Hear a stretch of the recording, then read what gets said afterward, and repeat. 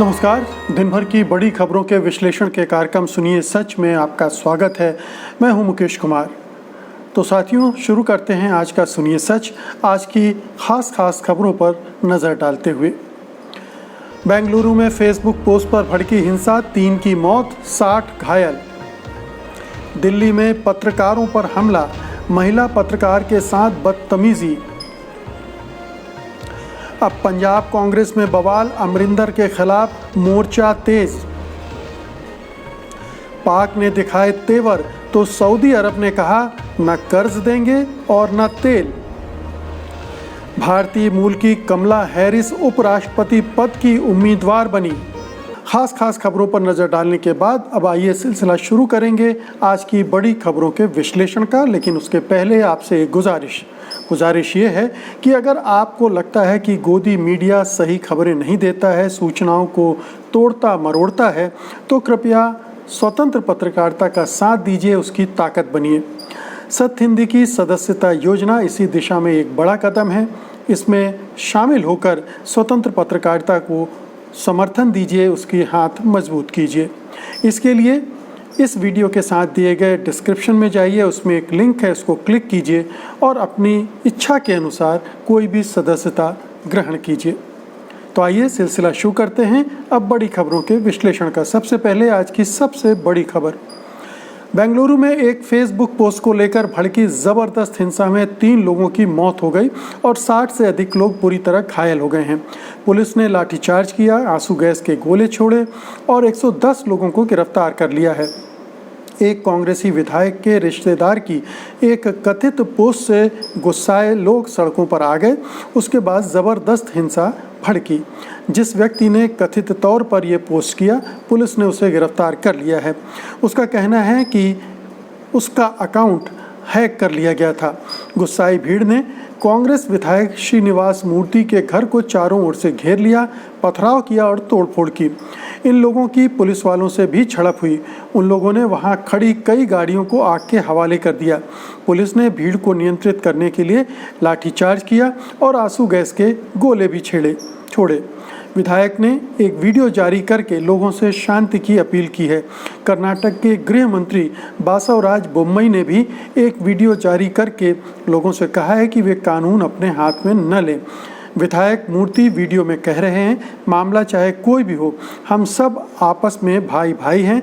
जो भी जिसके लिए जिम्मेदार है, हम लोग सुनिश्चित करेंगे कि उसको सही सज़ा मिले। मैं आप लोगों के साथ हूं और मैं आपसे अनुरोध करता हूं कि आप शांति बनाए रखें। वहीं हिंसा के दौरान हिंदुस्तान की एक असली तस्वीर भी देखने को मिली, जब कुछ मुस्लिम युवाओं ने आगजनी कर रहे अपने ही समुदाय के उपद्रवियों से मंदिर को बचाने के लिए उसके चारों तरफ मानव श्रृंखला यानी ह्यूमन चेन बनाई। तो ये पूरी घटना, दरअसल आप इसको इस तरह से देखिए कि सोशल मीडिया कितना ख़तरनाक होता जा रहा है।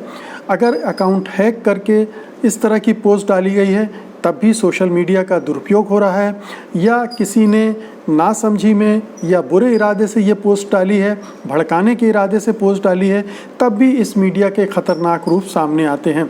और सोशल मीडिया में खबरें फैलते हुए और लोगों में गुस्सा को जन्म देते हुए, उपजाते हुए वक्त नहीं लगता है।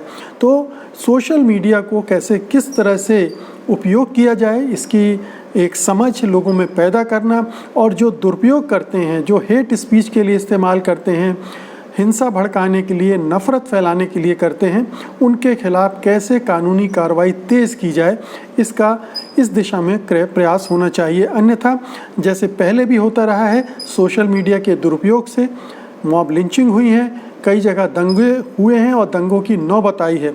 आपको पता होगा कि मुजफ्फरनगर में जब दंगे की शुरुआत हुई थी, तो उसमें एक वीडियो जो पाकिस्तान का था उसको वायरल किया गया था और उसको ये बता के वायरल किया गया था कि ये हिंदुस्तान का है। तो इस तरह से अफवाह फैलाने के लिए इन चीज़ों का इस्तेमाल होता है, और भी बहुत तरह से लोगों को भड़काने के लिए, अपनी राजनीति को चमकाने के लिए, ये तमाम हथकंडे के लिए इस्तेमाल होता है सोशल मीडिया। तो सोशल मीडिया पर दुनिया भर में मांग उठ रही है कि इसमें जो हेट कंटेंट है उसको नियंत्रित किया जाए। लेकिन सोशल मीडिया के जो प्लेटफॉर्म हैं, फेसबुक, गूगल, इंस्टाग्राम, व्हाट्सएप, ये तमाम जो हैं, ये इसको नियंत्रित करने में नाकाम हो रहे हैं और ऐसा लगता है कि जैसे वो इस हेट कंटेंट से अपना बाज़ार बना रहे हैं कि इससे उनकी लोकप्रियता बढ़ती है और इस पर बहुत अंतर्राष्ट्रीय स्तर पर सवालिया निशान उठ रहे हैं। अच्छी बात है कि वहाँ के विधायक ने वीडियो जारी करके लोगों से शांत रहने को कहा और भी अच्छी बात है कि लोगों ने समझदारी का परिचय दिया और जिस तरह से मानव श्रृंखला बनाकर दूसरे धर्म स्थल को बचाने की कोशिश की, वो भी अपने आप में एक मिसाल है। तो ये समझदारी हमारे समाज को दिखानी पड़ेगी ताकि इससे और भी ज़्यादा कटुता न फैले, नफ़रत न फैले और हिंसा का जवाब हिंसा से दिया जाता है और हिंसा फैलती चली जाती है।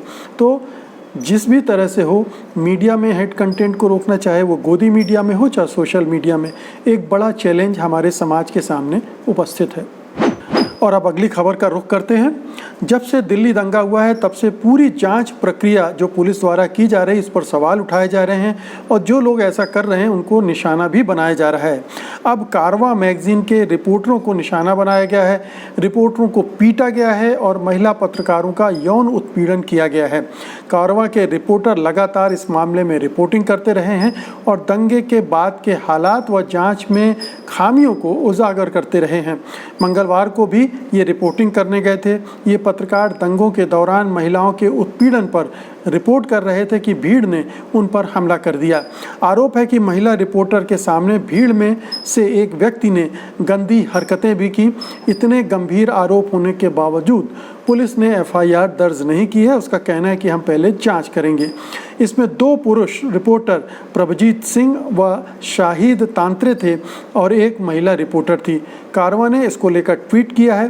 ट्वीट में कहा गया है, भीड़ ने कर्मचारियों के साथ मारपीट की, पत्रकारों के साथ मारपीट की, उन्हें मारने की धमकी दी और सांप्रदायिक शब्दों का इस्तेमाल किया।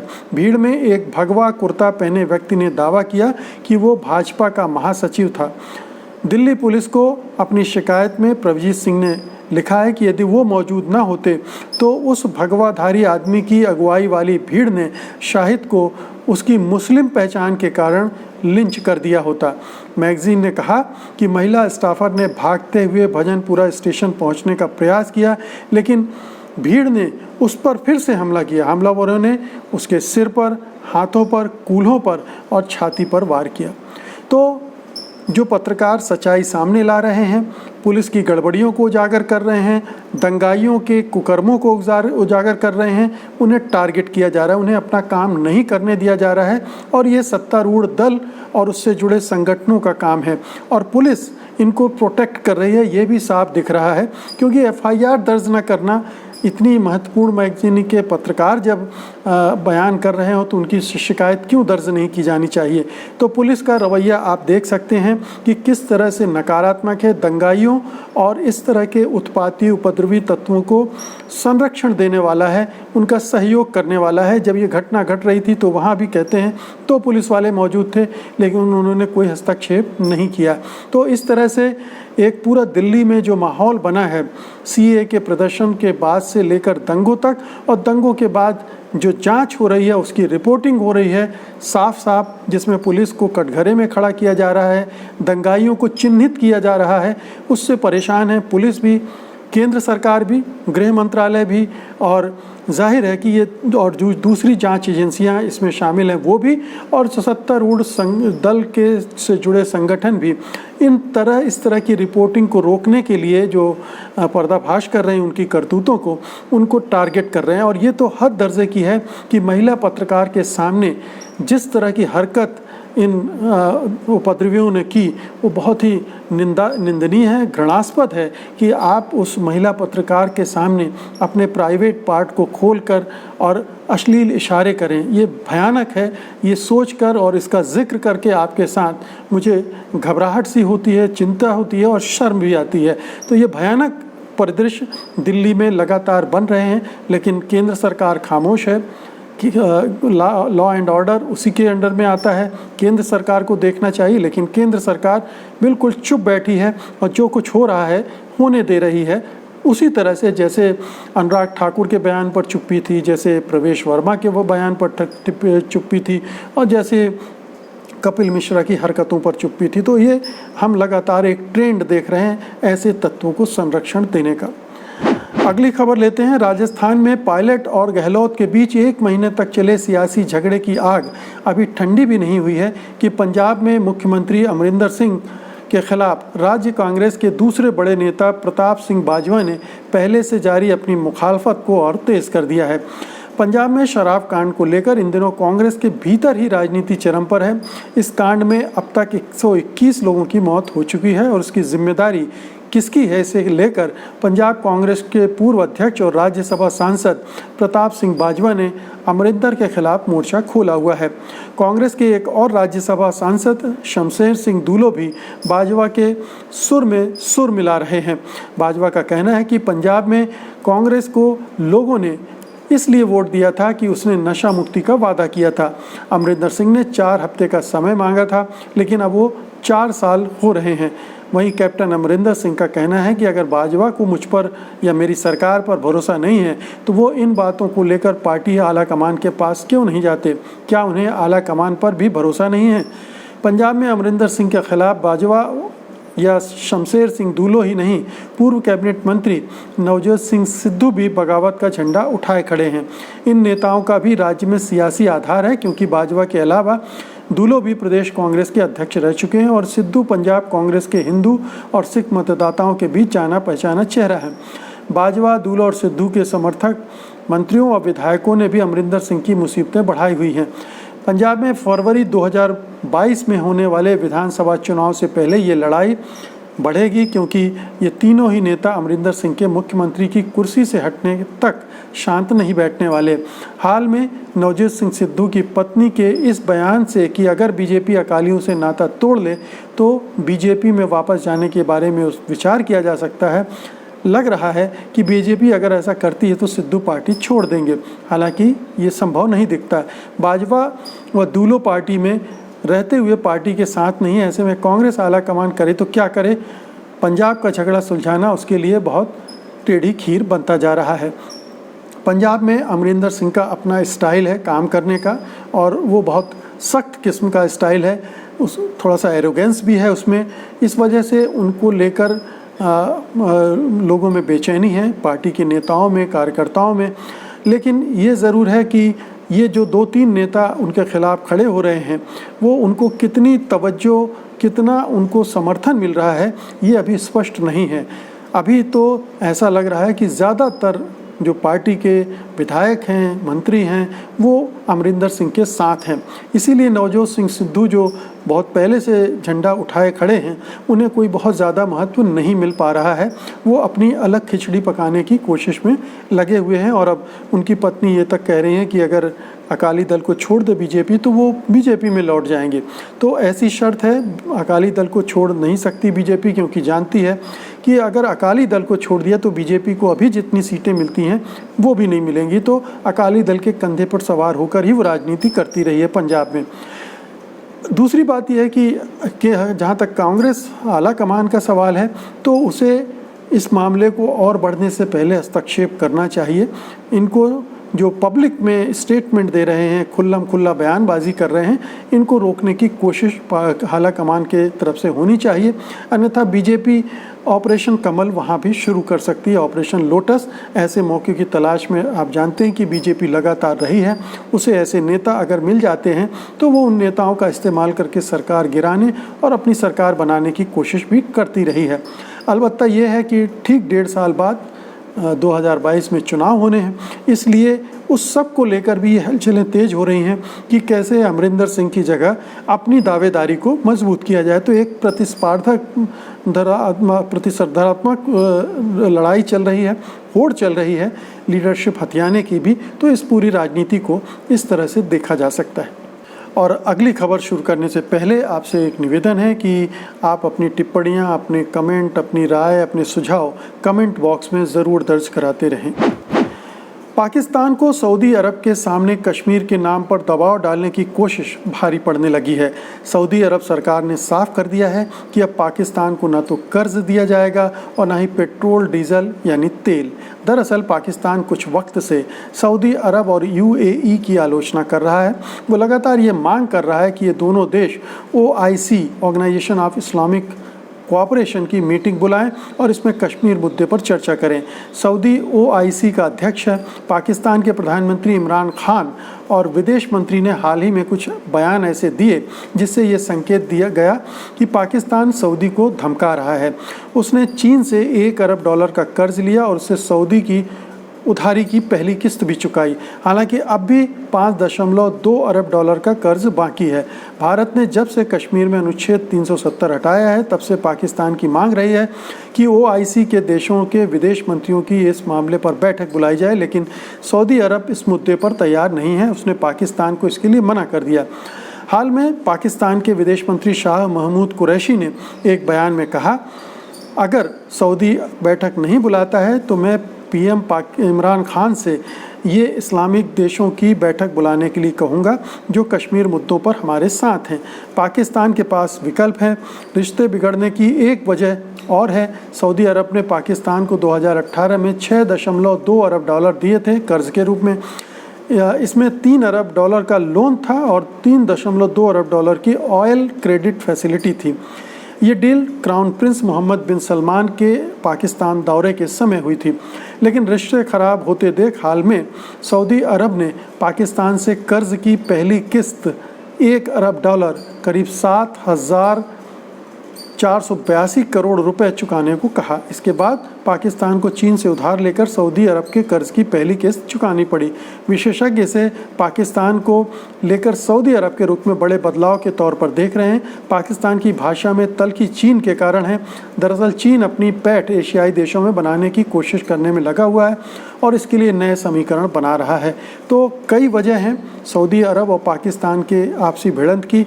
इसकी पृष्ठभूमि निश्चित रूप से धारा 370 जब हटाई गई थी कश्मीर से तभी से शुरू हो गई थी, बल्कि उसके पहले से भी शुरू हो गई थी, लेकिन ये 370 हटाए जाने के बाद वो तेज़ हुई है क्योंकि पाकिस्तान को लग रहा था कि कश्मीर मसले को अंतर्राष्ट्रीय स्तर पर उठाना है और OIC इसमें उसकी मदद करे, लेकिन OIC ने नहीं की, सऊदी अरब ने उसकी कोई मदद नहीं की। तो अंत में ये खींच कर फ्रस्ट्रेशन में इस तरह की बात पाकिस्तान के विदेश मंत्री ने कही और निश्चित रूप से सऊदी अरब को वो अच्छी नहीं लगी, तो वो रिएक्ट कर रहा है। सऊदी अरब की भी हालत ख़राब है क्योंकि तेल की बिक्री अंतर्राष्ट्रीय स्तर पर नहीं हो रही। उसकी जो मुख्य कंपनी आरामको वो बड़ी मुसीबत में फंस गई है। तो हो सकता है एक वजह ये भी हो कि वो पाकिस्तान की मदद करने से इस बहाने पीछे हटना चाहता हो। तो बहुत सारे कारण हैं, राजनीतिक कारण भी है, सामरिक कारण भी है और आर्थिक कारण भी है। लेकिन ये ज़रूर है कि जिस तरह का रुख और तेवर इस्लामाबाद दिखा रहा है उससे भी सऊदी अरब खुश नहीं होगा, क्योंकि सऊदी अरब अपने आप को बहुत धनाढ्य देश समझता है और मानता है कि पाकिस्तान जैसे देशों को उसका पिछलग्गू होना चाहिए, ना कि उसे धमकाने की हिम्मत दिखानी चाहिए। तो लेकिन ये अब OIC की राजनीति को एक नया रूप भी दे सकता है, क्योंकि टर्की, ईरान, मलेशिया वगैरह पाकिस्तान के साथ हैं। आने वाले दिनों में ये किस तरह से रिएक्ट करते हैं इस पर हमारी नज़र रहेगी। और अब आज की आखिरी खबर लेते हैं जो कि बहुत ही दिलचस्प है और महत्वपूर्ण भी। अमेरिका में नवंबर में होने वाले चुनाव में डेमोक्रेटिक राष्ट्रपति उम्मीदवार जो बाइडेन ने उपराष्ट्रपति उम्मीदवार के रूप में कमला देवी हैरिस को मनोनीत किया है। यदि बाइडेन जीत गए तो कमला हैरिस अमेरिका की उपराष्ट्रपति बनेगी। ऐसा हुआ तो वो इस पद पर पहुंचने वाली पहली अश्वेत और एशियाई मूल की पहली अमेरिकी होंगी। कमला हैरिस के पिता डोनाल्ड हैरिस कैरिबियाई देश जमैका के मूल निवासी हैं जो अमेरिका आकर बस गए, जबकि उनकी मां श्यामला गोपालन भारत के तमिलनाडु की हैं। अश्वेत कमला हैरिस 2010 और 2014 में कैलिफोर्निया राज्य की अटॉर्नी जनरल चुनी गई। वो बेहद तेज तर्रार सरकारी वकील और बहुत ही ओजस्वी वक्ता हैं। उन्होंने राष्ट्रपति उम्मीदवार तय करने के लिए होने वाले पार्टी के अंदरूनी चुनाव यानी प्राइमरी में जो बाइडेन को कड़ी टक्कर दी और कई बार उन्हें निरुत्तर कर दिया था। अब वही बाइडेन की रनिंग मेट हैं।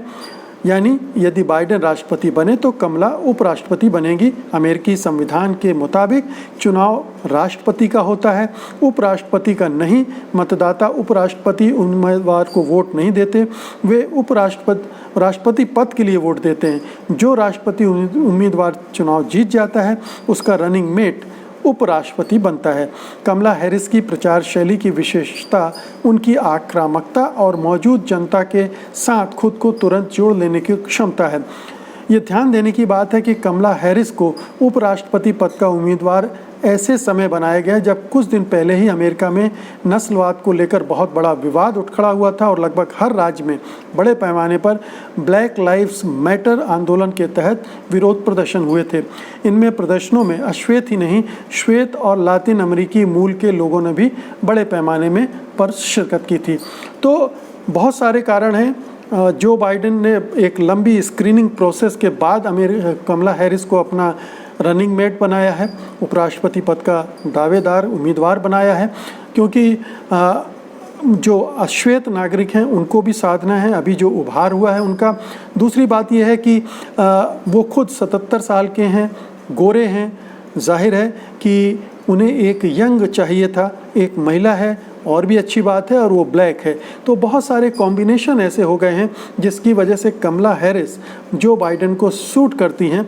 हालांकि जो बाइडेन को कमला हैरिस ने बहुत कड़ी चुनौती दी थी और बहुत सारी डिबेट में उनको कहना चाहिए कि पानी पिला दिया था। तो इस तरह के माहौल में कमला हैरिस अब उभर कर आई हैं और ये बड़ी अच्छी बात है कि अमेरिकी समाज में अब ज़्यादा से ज़्यादा महिला उम्मीदवार खड़ी हो रही हैं, ज़्यादा से ज़्यादा गैर गोरे उम्मीदवार आ रहे हैं और उन्हें स्वीकारा भी जा रहा है।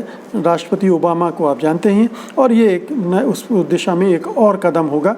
हिलरी क्लिंटन भी उम्मीदवार बनी थी, वो जीतते जीतते रह गई थी। उम्मीद करनी चाहिए कि इस बार कमला हैरिस वाइट हाउस तक, ओवल हाउस तक पहुँचेंगी। और अब बुलेटिन के अंत में आज की कोरोना से जुड़ी नवीनतम जानकारी आपको दे दें कि जो रूसी टीका आया है, कोरोना टीका स्पुतनिक वी, उसको लेकर थोड़ा संदेह के बादल मंडरा रहे हैं। WHO ने उससे आंकड़े मांगे हैं रूस से इसके बारे में। भारत में एक दिन में करीब 61,000 से ज़्यादा कोरोना केस सामने आए हैं। देश में संक्रमितों की संख्या 23,29,000 से अधिक हो गई है। दुनिया में संक्रमितों की संख्या 2,02,00,000 से अधिक है। तो दोस्तों, ये थी आज की ख़ास खबरें और उनका विश्लेषण। उम्मीद है कि आपको ये अच्छा लगा होगा। आप इस वीडियो को लाइक करेंगे, शेयर करेंगे और इस चैनल को सब्सक्राइब भी करेंगे। आप मुझे अनुमति दीजिए, कल मैं फिर हाजिर होऊंगा कल की बड़ी खबरों के साथ उनके विश्लेषण के लिए। तब तक के लिए नमस्कार। सत्य हिंदी के और वीडियोस को देखने के लिए हमारे YouTube चैनल को सब्सक्राइब करें और सीधे नोटिफिकेशन पाने के लिए बेल आइकन दबाएं।